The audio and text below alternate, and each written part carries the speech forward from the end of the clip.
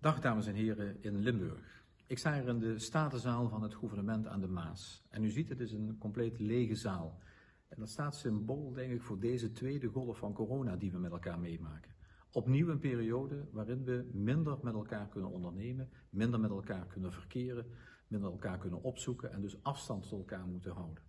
Maar die afstand is misschien fysiek het geval, maar de bedoeling is natuurlijk dat wij in onze hoofden wel degelijk dicht bij elkaar blijven. Zeker in deze provincie.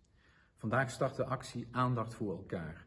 En dat is eigenlijk een periode waarin aandacht wordt gevraagd voor de mensen die we verloren hebben in die eerste golf van corona. Of mensen die ziek zijn geworden in die periode en misschien nog lijden op dit moment aan de gevolgen. Kortom, aan het leed dat ook aan mensen is aangedaan door corona en door het virus. En denken aan de mensen die geholpen hebben om dat virus te bestrijden. Bijvoorbeeld mensen in de zorg, mensen in het veiligheidscircuit, mensen in de openbaar vervoer enzovoort.